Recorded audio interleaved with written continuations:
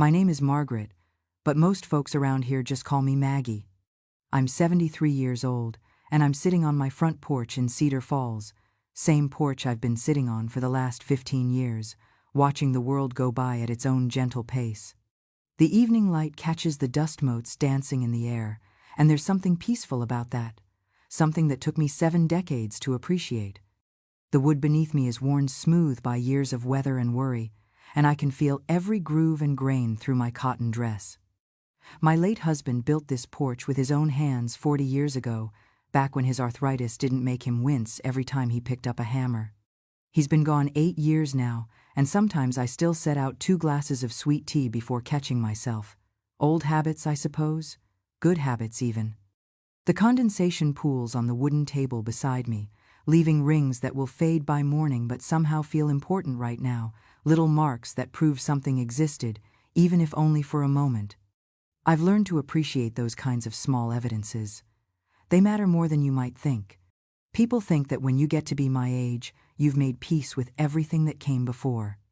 They imagine that time heals all wounds, that decades can smooth over the rough edges of memory until they're nothing but soft, faded photographs you can look at without flinching. They picture old women like me as repositories of wisdom and acceptance, sitting in our rocking chairs with knowing smiles and hearts full of forgiveness. But I'm here to tell you that some wounds don't heal, they just learn to live quietly inside you, like old bones that ache when the weather changes. Some memories don't fade with time. They just find new ways to surprise you, jumping out from behind ordinary moments like children playing hide and seek in a graveyard. I've been carrying a story for more than 60 years. A story about trust and betrayal, about the people who are supposed to protect you and what happens when they choose not to. It's a story about a little girl who believed in the fundamental goodness of grown-ups until the day she learned that sometimes the people who hurt you are the ones who sleep in the same house, eat at the same table, and know exactly how you like your eggs in the morning. It's a story about a mother who looked the other way when looking would have meant admitting uncomfortable truths. About a man who wore kindness like a Sunday suit, pressed and proper on the outside, but hiding something rotten underneath. About a child who learned that sometimes the only person who will save you is yourself, and sometimes that has to be enough. Tonight, I'm going to tell you that story. Not because it's easy, Lord knows it's anything but easy, but because somewhere out there, someone needs to hear it. Someone needs to know they're not alone, that survival is possible, that the shame they carry doesn't belong to them. Someone needs to understand that speaking the truth, even when it hurts, even when it costs you everything you thought you wanted, is still better than carrying poison in your heart until it kills you from the inside out. The mockingbirds are starting their evening songs, same as they do every night. They perch in the old oak tree that shades half my yard, calling out in voices that aren't their own. They mimic other birds, copy their calls so perfectly you can't tell the difference between the real thing and the imitation. I used to think that was clever, admirable even. Nature's way of teaching us adaptation, survival through mimicry. Now I know it's just another way of hiding who you really are. I watch the neighbors coming home from work, parking their cars in driveways, calling out to children playing in yards, carrying grocery bags and briefcases and all the ordinary burdens of normal life. The Johnsons wave from across the street, and I wave back, maintaining the pleasant fiction that I'm just another elderly woman enjoying the evening air. They don't know what I've survived. They don't know what I've carried all these years. Most people don't, and that's how I've preferred it. I learned early that survival sometimes means keeping your worst truths locked away, showing the world only the parts of yourself that won't make them uncomfortable. They won't force them to confront the darkness that exists in places they'd rather not look. But silence has its own cost. It grows heavy over time, like stones in your pockets, pulling you down even when you're trying to swim toward something better. It changes you, shapes you in ways you don't notice until you're old enough to look back and see how different you might have been if you'd been allowed to speak freely from the beginning. The ice in my tea has melted completely now, diluting the sweetness until it tastes more like memory than refreshment. I take a sip anyway, feeling the lukewarm liquid settle in my chest, warming me from the inside despite the temperature. There's comfort in routine, in the simple act of sitting and sipping and watching the day fade into evening. But tonight feels different. Tonight feels like an ending of one thing and the beginning of something else. Maybe it's the way the light slants through the leaves, golden and forgiving. Maybe it's the letter I received last week from a young woman I've never met, telling me her own story and asking if I'd ever found the courage to tell mine.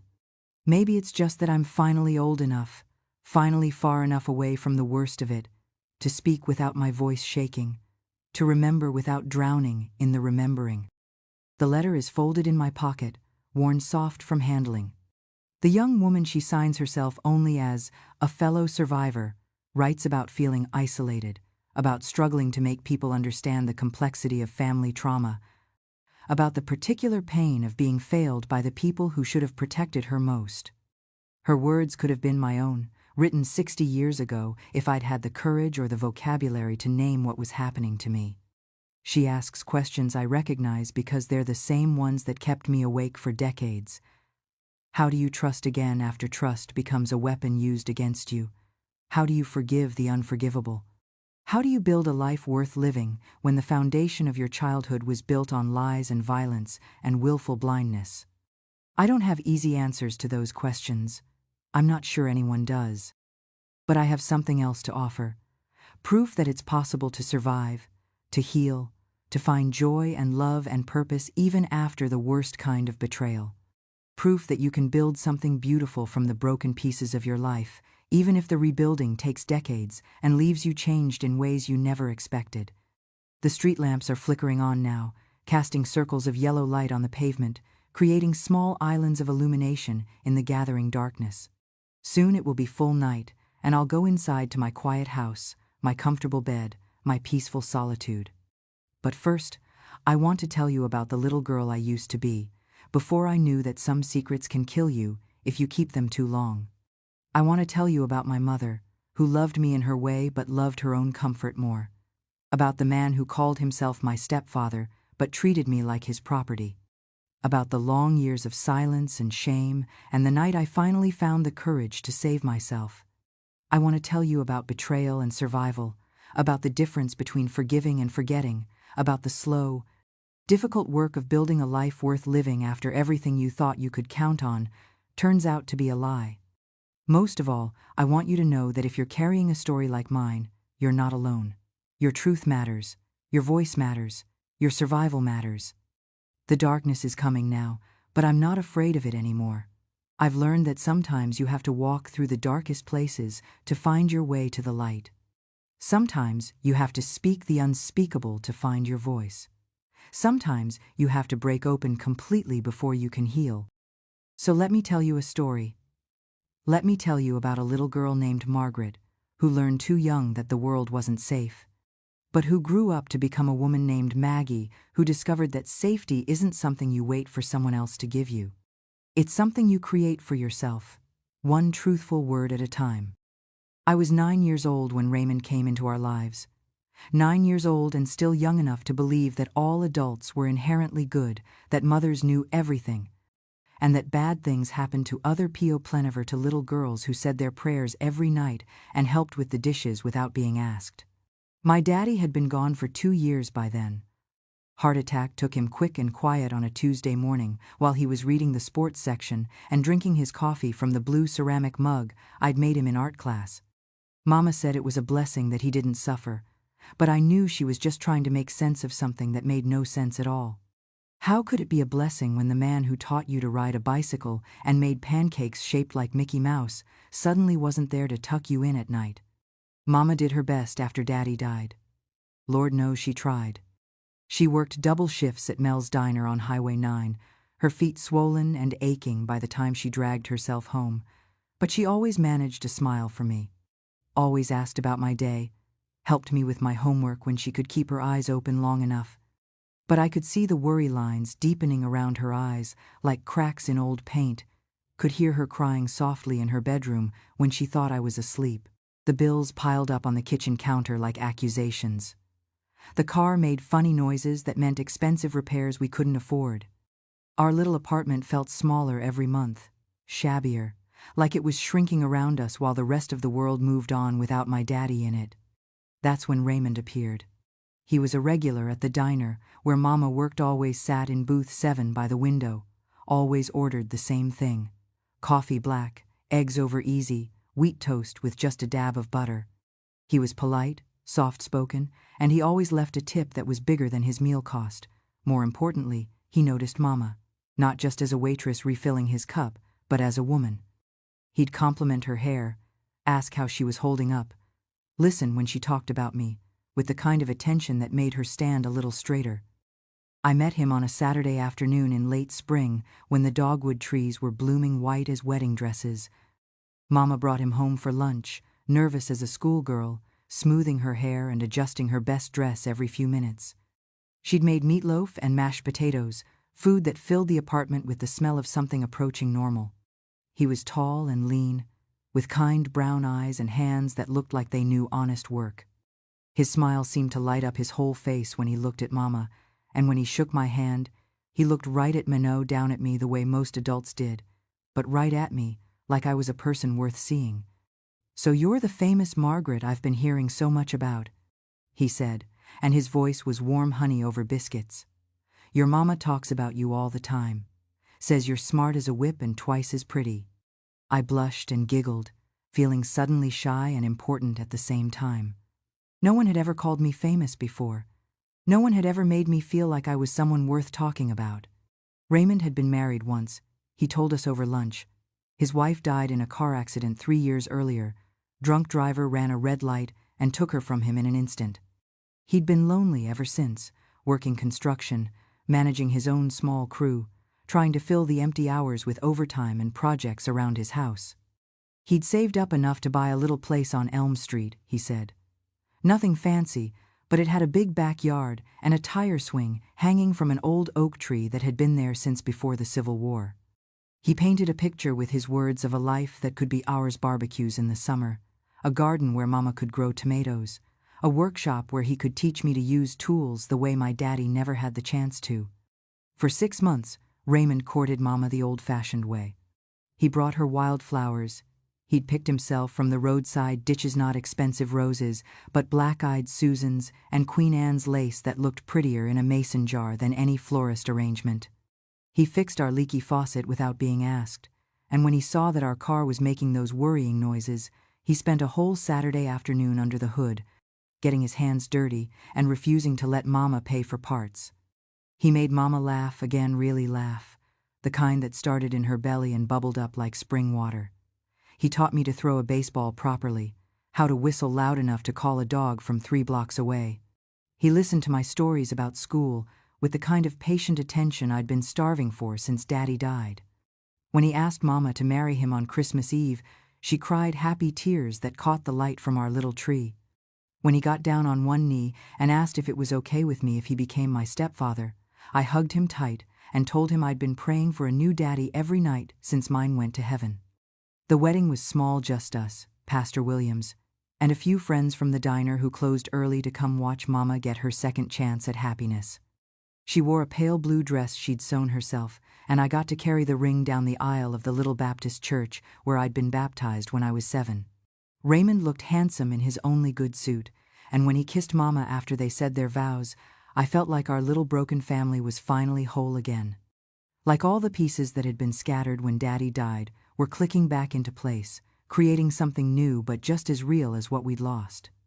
We moved into his house on Elm Street that same week, and it was everything he'd promised: bigger than our cramped apartment, with a real yard where I could run, and that tire swing that became my favorite place to think.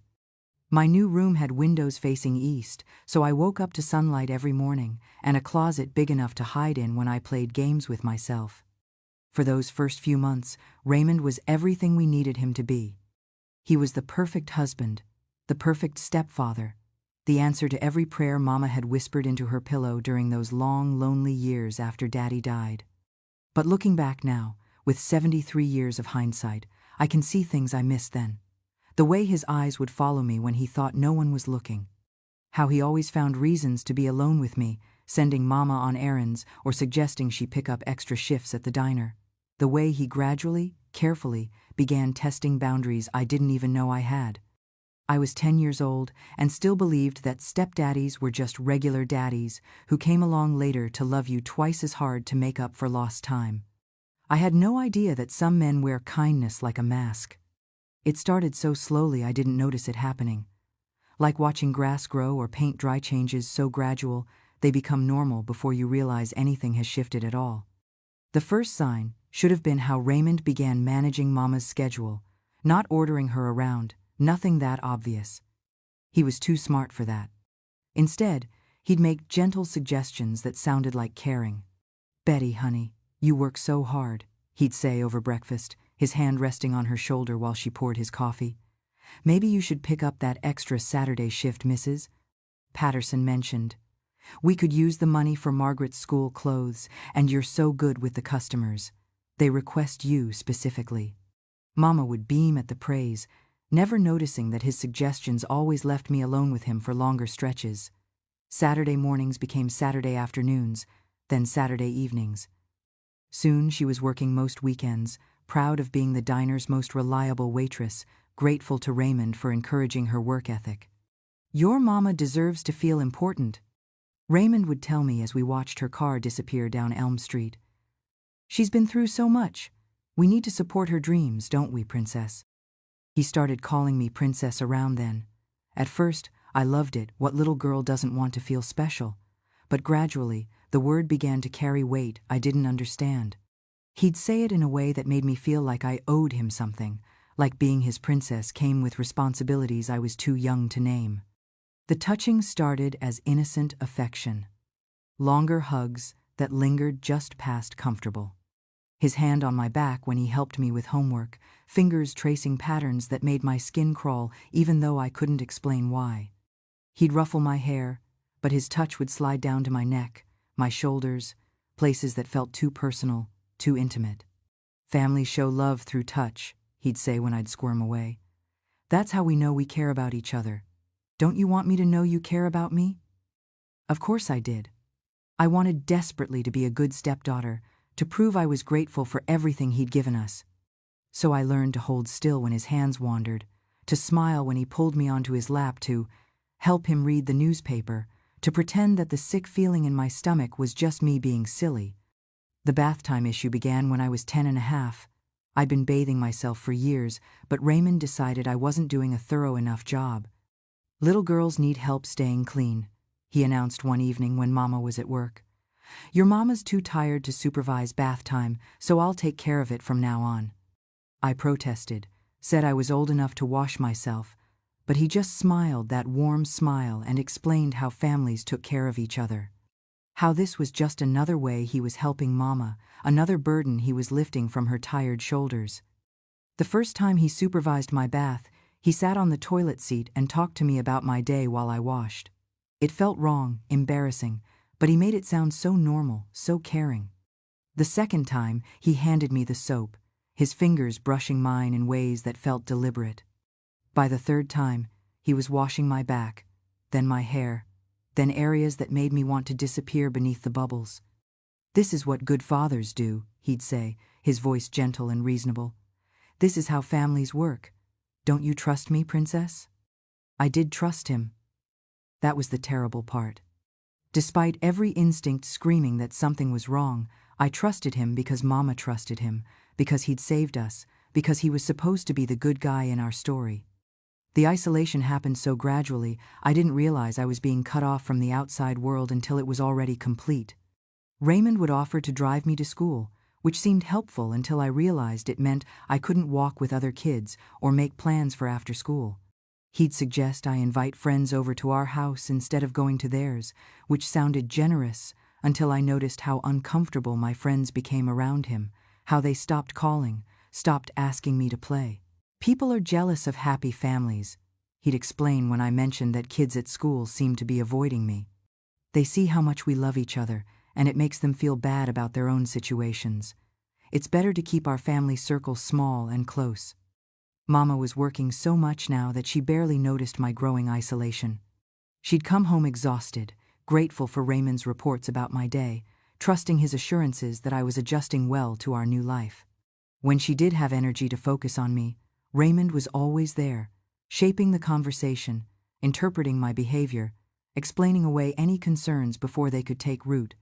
The nighttime visits started just after my 11th birthday. I woke up one night to find him sitting on the edge of my bed, his silhouette dark against the hallway light. My heart jumped into my throat, but he shushed me gently, his voice the same warm honey it had always been. "Don't be scared, princess. I just wanted to check on you. You were having a bad dream." I didn't remember having a bad dream, but I was still groggy, still half convinced I might be dreaming now. He smoothed the covers over me, his hands moving in ways that made every nerve in my body scream that something was wrong, but I didn't have words for what was happening. "This is our special time," he whispered, and his breath smelled like the beer he'd been drinking while watching television. "Just you and me. But we can't tell Mama about our special times, okay? She's so tired, and she has so much to worry about. This would just upset her unnecessarily." I wanted to tell him to stop. I wanted to scream for Mama, to run to her room and crawl into her bed like I used to do when thunderstorms scared me. But his voice was so calm, so reasonable, and he kept telling me this was normal, this was love, this was what families did when they cared about each other. "Good girls don't make trouble," he said, stroking my hair while I lay frozen beneath the covers. "Good girls keep family secrets. You are a good girl, aren't you, princess?" I nodded because I had always tried so hard to be good. Because I wanted Mama to be happy. Because I didn't understand that goodness had nothing to do with what was happening to me in that dark room. The worst part wasn't even what he did during those terrible midnight hours. The worst part was how he acted the next morning, making pancakes, asking about my homework, ruffling my hair like nothing had happened. Like I had imagined the whole thing. Like the sick feeling in my stomach and the shame burning in my chest were just symptoms of an overactive imagination. But I hadn't imagined it. My body remembered even when my mind tried to pretend it was all a nightmare. I started having trouble sleeping, jumping at every sound in the house. Food began tasting like ash in my mouth. I stopped laughing at his jokes, stopped calling him Daddy, the way I had for those first innocent months after the wedding. Mama noticed that something was wrong, but whenever she'd ask, Raymond would answer for me. "She's just getting older," he'd say with that perfect, concerned smile. "You know how girls get when they start developing. All moody and secretive. It's completely normal." And Mama would nod, accepting his explanation because it was easier than digging deeper, easier than questioning the man who'd rescued us from poverty and loneliness, easier than seeing what she didn't want to see. I was 12 when I finally tried to tell her. And that was when I learned that sometimes the people who are supposed to protect you are the very ones you need protection from. It was a Sunday morning in October when I finally found the courage to speak. The leaves outside our kitchen window had turned gold and crimson, and there was something about the way the autumn light slanted through the glass that made me feel like maybe, just maybe, this could be the day Mama would finally hear me. Raymond had gone to the hardware store something about fixing the back porch steps before winter. Mama was in the kitchen making coffee, still in her pale pink bathrobe, her hair messy from sleep. She looked soft and approachable in a way she hadn't in months, humming an old hymn we used to sing together when I was little. I sat at the kitchen table, my hands twisted in my lap, trying to find words for things I didn't fully understand, things that made me feel dirty and ashamed, even though somewhere deep down I knew I hadn't done anything wrong. My heart was beating so hard I could hear it in my ears, like thunder before a storm. "Mama," I said, and my voice came out smaller than I'd intended, barely more than a whisper. She turned from the counter, coffee mug in her hand, and for just a moment I saw the mother she used to be the one who would drop everything when I called her name, who would scoop me up and make whatever was wrong feel right again. "What is it, baby?" I took a deep breath, feeling like I was about to jump off a cliff with no idea what waited at the bottom. "I need to tell you something about Raymond, something important." Something flickered across her face then. Not surprise, exactly. Something more complicated. Something that looked almost like fear, or maybe resignation. Like part of her already knew what I was going to say and was already deciding not to hear it. "What about Raymond?" My mouth felt dry as cotton, but I forced the words out. He comes into my room at night sometimes, when you're at work, and he touches me in ways that don't feel right, in ways that make me scared." The coffee mug slipped from her hands and shattered on the kitchen floor. brown liquid spreading across the white linoleum like a stain that would never come out. The sound of breaking ceramic seemed to echo forever in the sudden silence. For a long moment, Mama just stared at me. I watched her face cycle through emotions. I couldn't name shock, fear, something that might have been recognition. For just an instant, I thought she was going to cry, thought she was going to run to me and hold me and tell me she was sorry, tell me she'd protect me, tell me everything was going to be okay. Instead, she got angry. "Margaret Louise," she said, her voice sharp and cold in a way I'd never heard before. "That is a terrible thing to say about Raymond. A terrible, wicked lie." The words hit me like a physical blow. "It's not a lie, Mama. I swear on Daddy's grave it's not a lie. I wouldn't make something like this up. I wouldn't—" "Stop." She held up her hand like she was stopping traffic, and I fell silent, my heart breaking into pieces that I could feel scattering inside my chest. "Raymond loves us. He saved us. He gave us this house, this life, everything we have. He's been nothing but good to you, nothing but patient and kind, and this is how you repay him? With lies and accusations?" I started to cry then. Big gasping sobs that made it hard to breathe, hard to think, hard to believe this was really happening. "Please, Mama. Please just listen to me. I'm telling the truth. He said it was our special secret, that families do this, but I know it's wrong, I know it is." "Go to your room," she said, turning away from me to clean up the broken mug. Her hands were shaking, but her voice was steady, final. "I don't want to hear another word of this nonsense. And if you ever say anything like this again, you'll find yourself in more trouble than you can imagine." I ran to my room and threw myself on my bed, crying until I had no tears left, until my chest ached and my throat was raw. I felt like I was drowning, like the whole world had shifted beneath my feet and left me falling through empty space with nothing to catch me. That afternoon, when Raymond came home with lumber and nails for the porch repair, I heard them talking in hushed voices in the kitchen. I pressed my ear to my bedroom door, straining to catch their words, my stomach churning with dread. "She's just acting out," I heard Raymond say, his voice calm and understanding, the same tone he used when explaining why I couldn't have friends over or why I needed extra help with my baths. "Testing boundaries. It's normal for girls her age, especially ones who've been through trauma like losing their father so young." "I don't know what's gotten into her," Mama replied, and she sounded tired, defeated. "Making up such terrible stories. I raised her better than that." "Don't blame yourself, beautiful. Some children go through phases where they create drama to get attention. She's probably feeling left out with you working so much, and me taking on more of a parental role. It's textbook behavior, really." But the things she said. Mama's voice trailed off, and for a moment I thought maybe she was having second thoughts. Maybe she was starting to wonder if there might be truth in my words. "Kids say all kinds of things when they're confused or jealous," Raymond said smoothly. "The important thing is that we don't overreact. We need to show her that we're a united front, that she can't manipulate us by playing us against each other." "What should we do?" "Let me handle it. I've dealt with troubled children before.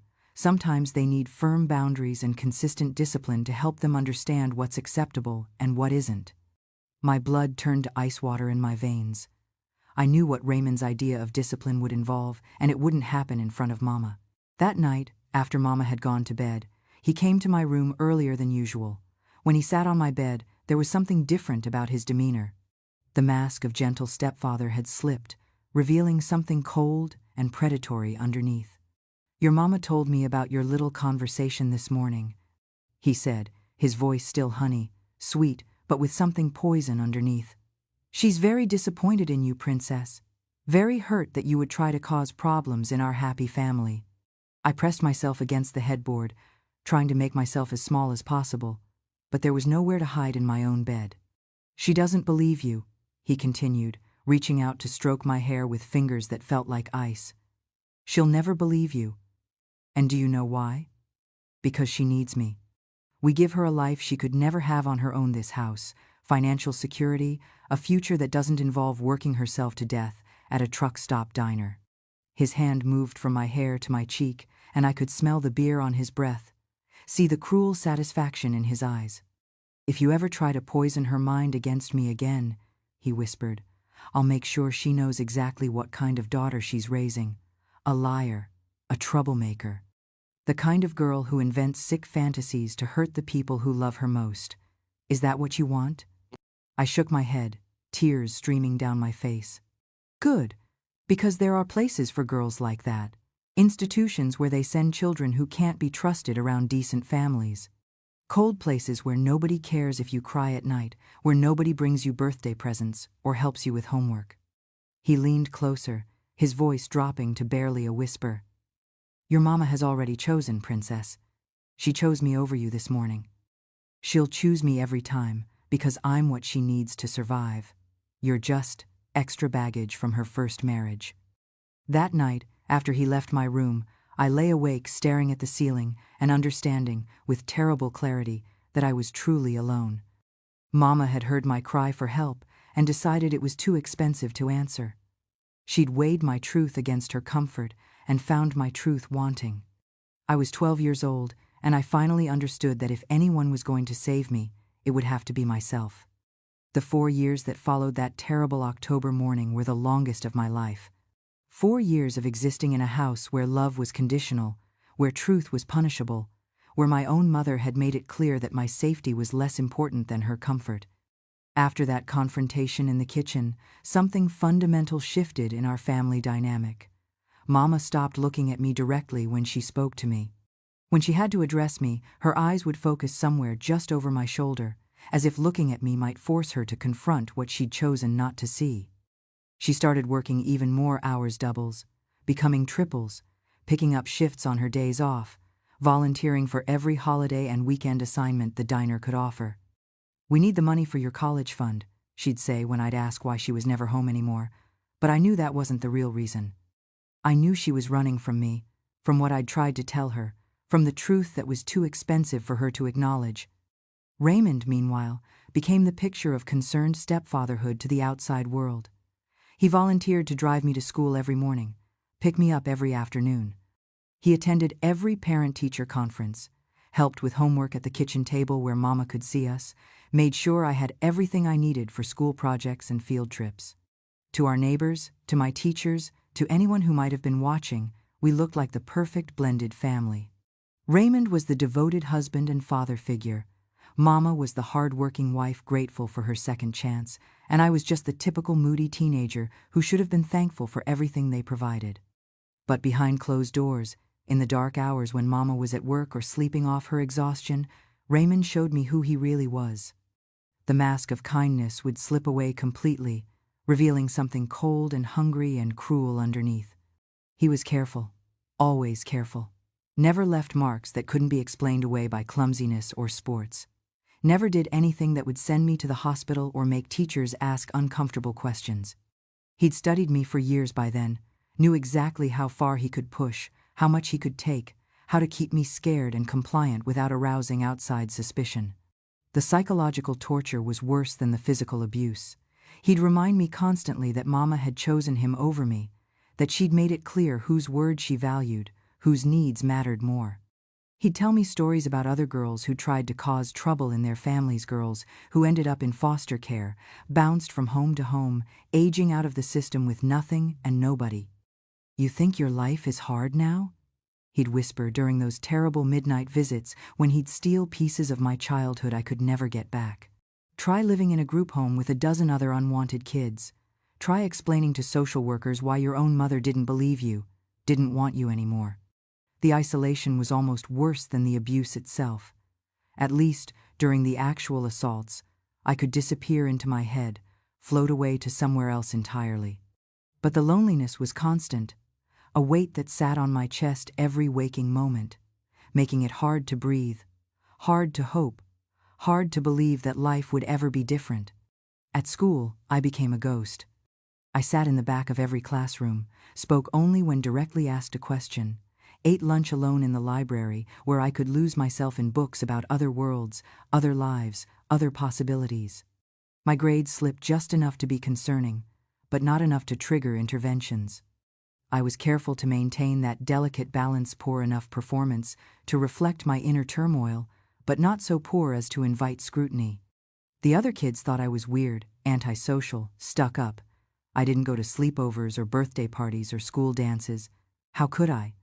How could I risk having friends over to my house, risk them seeing something they shouldn't, risk Raymond deciding that my friends might also become part of his twisted version of family? When teachers occasionally expressed concern about my withdrawal, my isolation, Raymond was always there at conferences with reasonable explanations. "She's always been shy," he'd say, in that perfectly modulated voice that conveyed just the right amount of paternal concern. "We're working with her on building confidence. But you know how it is with children who've lost a parent young. Sometimes grief manifests in unexpected ways, even years later." And the teachers would nod sympathetically, satisfied with his thoughtful analysis, never looking close enough to see the fear in my eyes or notice how I flinched when he placed what looked like a supportive hand on my shoulder. I started cutting myself when I was 13. Just small cuts at first, hidden on the inside of my thighs and upper arms, places no one would think to look. The physical pain was somehow easier to process than the emotional agony of being trapped, of being unbelieved, of watching my mother choose her husband over her daughter every single day. The cuts gave me a sense of control when everything else in my life was spiraling beyond my reach. They were proof that what was happening to me was real, that I wasn't losing my mind, that the pain I felt inside had a legitimate source. When Raymond would gaslight me, tell me I was imagining things or overreacting, I could look at those thin red lines and know that my suffering was real and valid. I got frighteningly good at hiding things. I learned to cry silently, to stuff my face into my pillow so no sound would escape. I learned to dissociate during the worst moments, to let my consciousness float somewhere far away while terrible things happened to my body. I perfected the art of appearing normal, smiling and nodding and saying, "Yes, sir," and "No, sir," so convincingly that even I sometimes forgot I was performing. The nightmares started around my 14th birthday. Not just dreams about what Raymond was doing to me, but elaborate scenarios where I'd try to scream for help and no sound would come out, where I'd run through endless hallways looking for rescue and find only locked doors, where Mama would turn her back on me over and over again while I begged her to listen.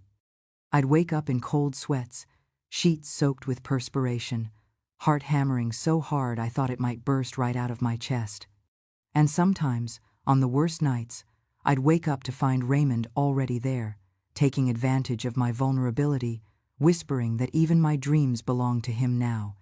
By 15, I was planning my own death. Nothing dramatic or attention-seeking. I was too terrified of causing trouble for that. I researched methods that would appear accidental, considered timing that would minimize trauma for Mama, tried to find ways to escape without forcing anyone to confront the ugly reality of why a teenage girl might prefer death to living in her own home. I wrote letters I never sent, practiced explanations for pain I couldn't articulate, tried to find ways to communicate my desperation without having to reveal the source of it.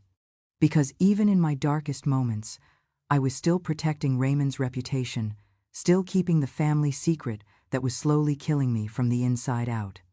But something kept me alive through those terrible months when dying seemed easier than breathing.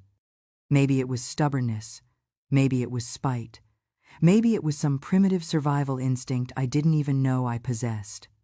Or maybe it was the small, persistent voice in my head that insisted this wasn't my fault, that I didn't deserve what was happening, that somewhere beyond the walls of that house was a world where people would believe me and protect me and love me without hurting me. Whatever it was, it carried me through the worst of it, through the nights when oblivion seemed preferable to consciousness, through the mornings when I had to look at myself in the mirror and pretend to be normal while everything inside me was screaming. I was 16 when I finally realized that if no one was going to save me, I'd have to save myself. And that realization changed everything. The plan came to me slowly, like dawn breaking over a landscape I'd been stumbling through in darkness for years. It wasn't dramatic or elaborate, just a quiet recognition that I had more power than I'd been taught to believe, that survival was a choice I could make even when all my other choices had been stolen. I started small. I began keeping a journal, hidden behind the loose baseboard in my bedroom, where I discovered a gap just big enough for a composition notebook. Every night, after Raymond's visits, I'd write down what had happened: dates, Times, details, I hated remembering, but forced myself to record.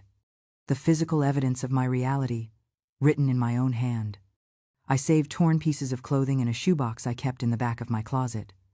I took photographs of bruises with a disposable camera I'd shoplifted from the drugstore, developing the film at one of those automated machines where nobody asked questions. It wasn't much, but it was something. It was proof. It was my truth, documented and preserved.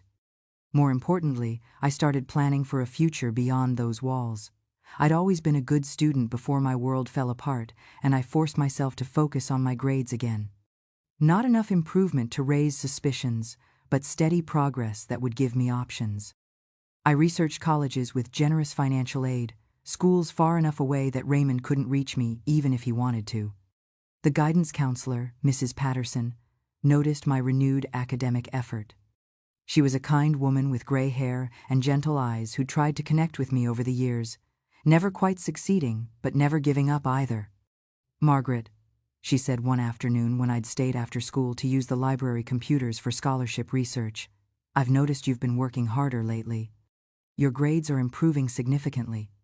I looked up from the application I'd been reading, something for a state university 300 miles away. "I want to go to college," I said simply. "That's wonderful. Have you talked to your parents about your plans?" The word parents hit me like a physical blow, but I kept my expression neutral. "My stepfather is very supportive of my education," I said, which was technically true. Raymond had always made sure I did well in school. It fit his image as a caring father figure. "And your mother?" I hesitated. Mama and I barely spoke anymore beyond the basic necessities of sharing a house.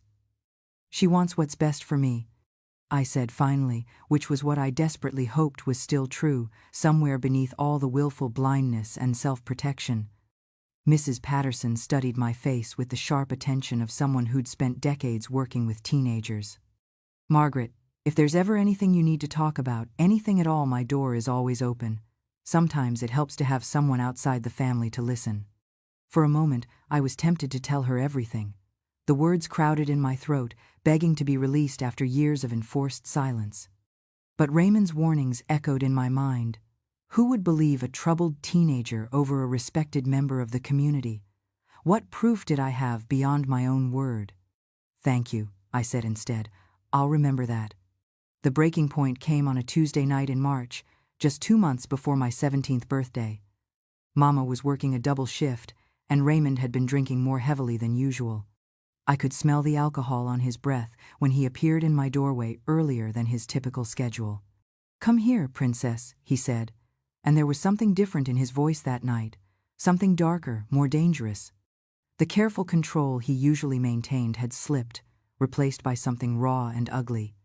I was sitting at my desk, actually doing homework for once, trying to maintain the illusion of normalcy while my skin crawled with anticipation of what was coming.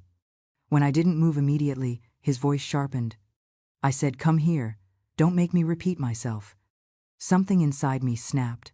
Maybe it was because I'd been documenting his abuse for months and finally understood the scope of what he'd stolen from me. Maybe it was because I'd started to envision a future where he had no power over me, where his threats were empty words. Maybe I was just tired of being afraid. "No," I said. The word hung in the air between us like a challenge. Raymond's face changed, the mask of paternal concern dropping away completely to reveal the predator underneath. "What did you say?" I said no. My voice was steadier than I felt, but there was something new in it, something that tasted like metal and felt like steel. "I'm not going to do this anymore." He crossed the room in 3 quick steps, his hand raised to strike me, but something fundamental had shifted in me. The fear was still there, would probably always be there, but it was wrapped now in something harder, something that had been forged in years of suffering and silence. I stood up from my chair, grabbed the heavy glass paperweight from my desk, a gift from a teacher years ago, and held it like a weapon. "Stay away from me," I said, and I meant it in a way I'd never meant anything before. Raymond stopped, his eyes focused on the paperweight, calculating. For a moment, I thought he might back down, might finally understand that I wasn't his victim anymore. Instead, he laughed. "You think that scares me? You think you're tough now?" He took another step forward. You think you can threaten me in my own house? This is supposed to be my house too, I said, surprising myself with the venom in my voice. But you've made it a prison. Ungrateful little bitch, he snarled, and I saw him truly clearly for the first time as the charming stepfather who'd won over my grieving mother, but as the predator who'd been hunting me since I was 9 years old. If you ever touch me again, I said, the words pouring out of me like water through a broken dam, I will tell everyone. I don't care if they believe me or not. I'll tell my teachers, the neighbors, the police. I'll show them my journal, my photographs, all the evidence I've been collecting. His face went white. What evidence? I smiled then, and it felt like the first real expression I'd had in years. Did you really think I was just going to take it forever? Did you really think I was too stupid to document what you were doing to me? For the first time since I'd known him, Raymond looked genuinely afraid. Seeing that fear in his eyes was like drinking sunlight after years of darkness. You're lying, he said, but his voice was shaking now. Try me. We stared at each other across my bedroom, and I could see him reassessing everything: his control over me, his carefully constructed image, the security he'd built through years of manipulation and abuse. I could see him realizing that the scared little girl he'd been tormenting had grown into someone who wouldn't be silenced anymore. If you say one word, he began. You'll what? Hit me? Hurt me worse than you already have? I'm not afraid of you anymore, Raymond. I'm afraid of wasting any more of my life being your victim. He left then, slamming my door so hard the frame rattled. I heard him moving through the house, muttering threats and curses, but I felt something I hadn't experienced in years: power. For the first time since I was 9 years old, I had taken control of my own story. That night, I finished my college applications, every single one of them, and I knew with absolute certainty that I was going to escape. I was going to survive. And someday, when I was strong enough, I was going to make sure that what happened to me never happened to anyone else. I left home 3 months later, the day after my high school graduation. Not dramatically, not in the middle of the night like a runaway. I'd learned that survival required strategy, not just courage. I'd been accepted to State University with a full scholarship, and I walked out of that house on Elm Street with my head held high, carrying 2 suitcases and a heart full of equal parts, terror and hope. Mama cried when I left, which surprised me. She stood in the doorway in her worn bathrobe, tears streaming down her face, and for a moment I thought she might say something, might acknowledge what we'd both lost, might apologize for choosing her comfort over my safety.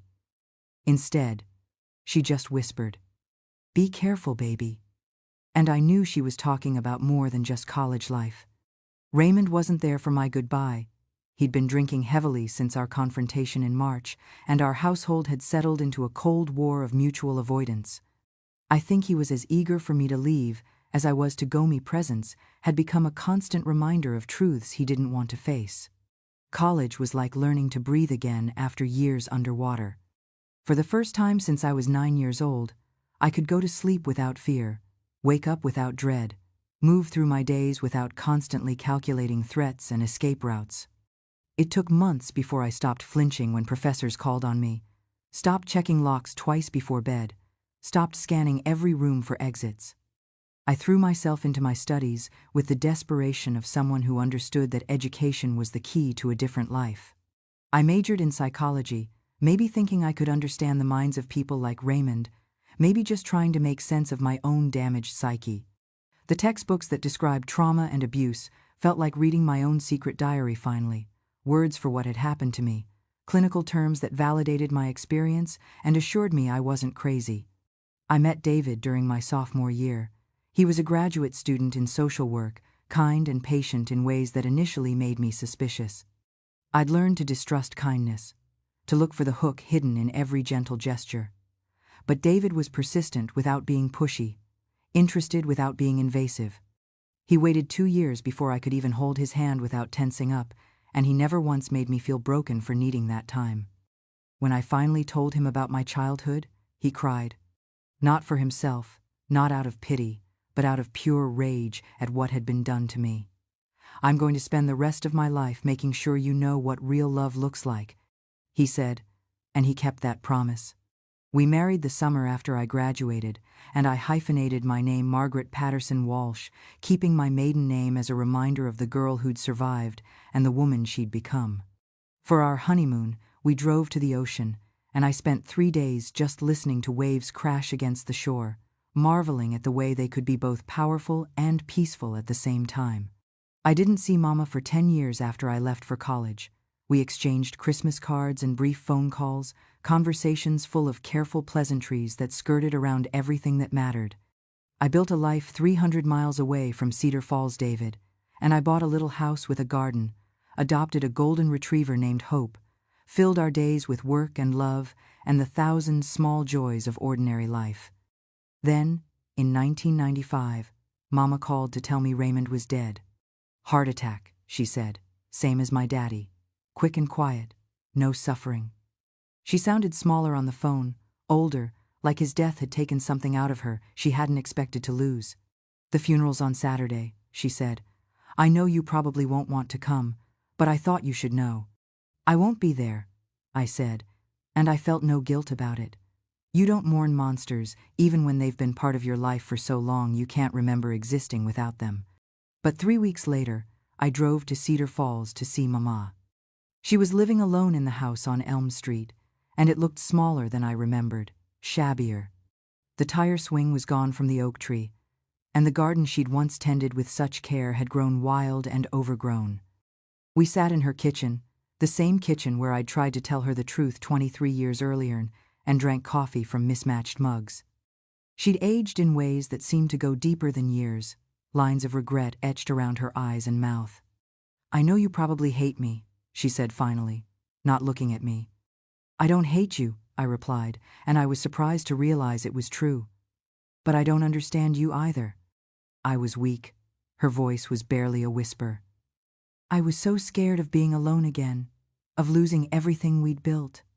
I convinced myself that if I didn't acknowledge what was happening, maybe it wasn't really happening. But you knew, I said. It wasn't a question. She nodded, tears falling onto the kitchen table. I knew. Maybe not the details, but I knew something was wrong. And I chose to look away because facing it would have meant losing him, losing this house, losing the illusion that I'd saved us both.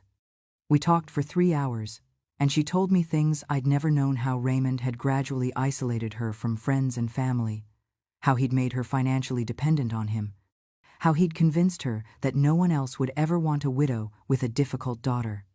I failed you, she said, as I was getting ready to leave.